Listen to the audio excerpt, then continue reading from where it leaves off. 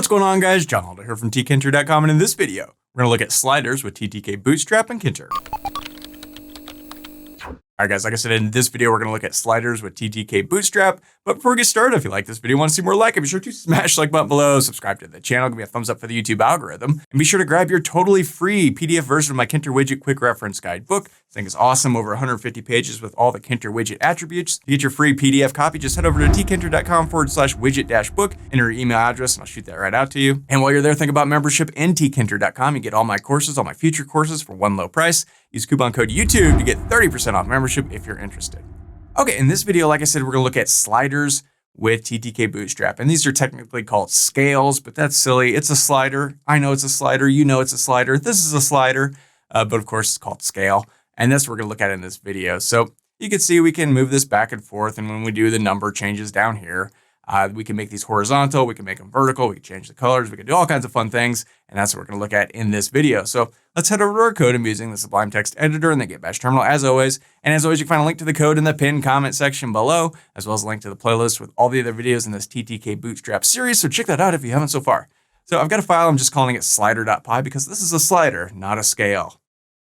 It's a scale. But anyway, we've got our basic starter code that we've always got. We've imported TTKBootstrap as TB. I pip installed TTKBootstrap way back at the beginning of this course. And you can see we're using the superhero theme. So to use a scale, let's just create a scale /slider. I'm gonna call them sliders, but they're technically scales. And let's just call this _scale. And this is gonna be a TB.scale. And we wanna put it in a root, and we want the boot style to be any of the colors that you want to use. So we've got primary, secondary, warning, info, danger, dark light, all the regular boot styles. And I'm just gonna go warning.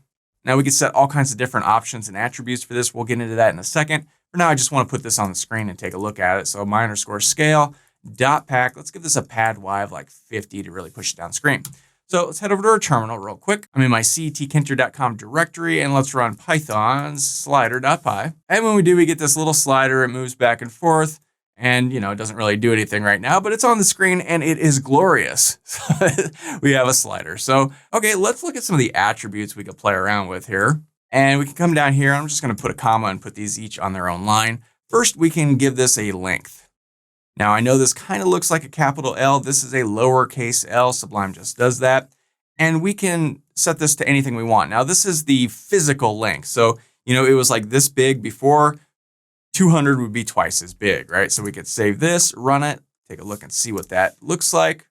And now suddenly the slider is twice as big. Now that does not mean it goes from 0 to 200. This is just the physical length. It's just like 200. Think of it as pixels, 200 pixels, right?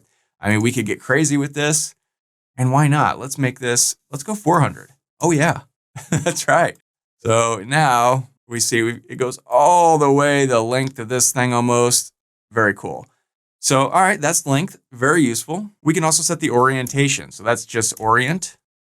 And by default, it is horizontal. That's, side to side. We can also change this to vertical. Go ahead and save this.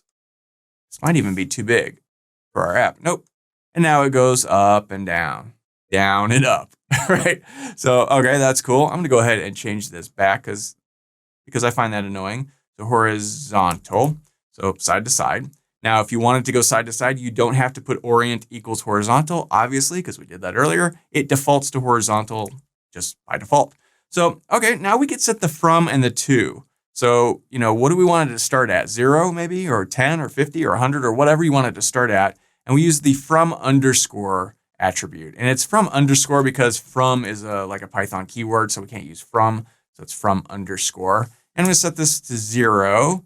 And then we could set the to equal to whatever we want. So 100, 200, whatever. I'm gonna put it at 100 for now. Now, we can't actually see this yet because we don't have anything to see what the scale is. So let's fix that real quick. Let's create a label. And I'm gonna call this _label. And it's gonna be a tb.label. We just wanna put this in root. We want the text to equal nothing to start out with. And let's _label.pack this guy, put him onto the screen. And now what we could do is give this scale a command, sort of like a button when you press it. So I'm gonna call this command scalar, I don't know, whatever. So now we can create that function to do something every time we move the slider around. So let's define scalar. And now a normal function, you don't have to do anything, but with this, you have to pass in an event, because every time you move the slider around, that will push an event into this function. And the event that it's pushing is the position. So whatever it happens to be, that's what it'll be. So what do we want to do? Well, let's change the my_label.config. Let's change the text on that to something else. Well, what do we want to change it to? Let's change it to my_scale.get. And that will allow us to get the current position and then output it to the label. So let's go ahead and save this and run it. Now remember, we've set it from 0 to 100, so that's sort of interesting. If we run this guy and we grab this, you'll see, well, first, that's very little, but it's 10.36294300518134134, right? That's a very long decimal number, and we don't love that. So, but you will notice it goes from 0.0, all the way up to 100.0. So that looks good. So first, let's come down here to our label, and let's give this a font of, say, Helvetica, and like size 18, make it nice and bigger.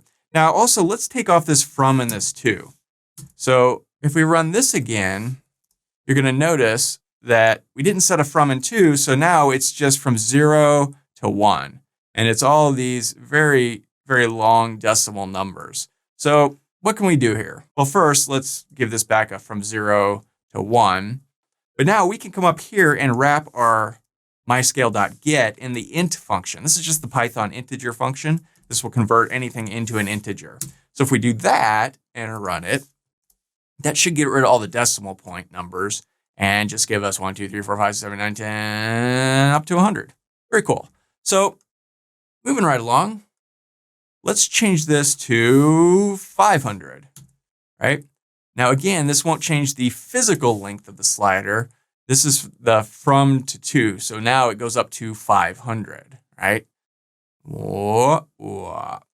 So you might be thinking, well, okay, that's great to put these numbers on the screen, but what if we want to actually do something based on where the slider is? Well, of course, then you would just do it in this function, right? So instead of putting this label thing here, you might say, you know, if my_scale.get is less than 50, you know, do something else, right? You would do logic in there. So that's how you would do that. So, okay, moving right along, we can change this. I'm gonna put this back to 100 because scales should go from 0 to 100 in my mind, right? 0 to 100%. That sort of makes sense. And we could change this around if we wanted to get fancy, put a little percentage sign there. If we run this, I'm just messing around now for fun. It's outside of the quotation mark. Put it in the quotation mark. See, getting sloppy. All right, so save this and run it. Now it very fancily says 74%, right? I don't know, totally useless, but fun nonetheless. So what else can we do with this? Well, the only other really interesting thing, there are some other things you could do with this, but the only really interesting thing is you could set the state to disabled, right? So if we save this and run it, now it doesn't work at all. And if you wanted to enable this, you would create a button or something that when you clicked it, it would set this to normal, right? So normal or disabled, those are the two options there. And again, if we run this guy one more time, now it's enabled again, and we can play with our glorious slider once again. And that's all there is to it. So that's the slider, pretty easy. Scale, that's the scale, pretty easy. I don't know why they call it a scale. It's obviously a slider, but yeah, pretty fun. So that's all for this video. If you liked it, be sure to smash the like button below, subscribe to the channel, give me a thumbs up for the YouTube algorithm, and be sure to grab your totally free PDF copy of my Tkinter Widget Quick Reference Guide book. This thing is awesome. Over 150 pages, has all the Tkinter widget attributes spelled out in a nice, easy to look up format. You can get a totally free copy today. Just head over to tkinter.com/widget-book, enter your email address, and I'll shoot that right out to you. And while you're there, think about membership in tkinter.com. You can get all my Tkinter courses, all my future courses for one low price. Use coupon code YouTube to get 30% off membership if you're interested. My name is John Elder from tkinter.com, and I'll see you in the next video.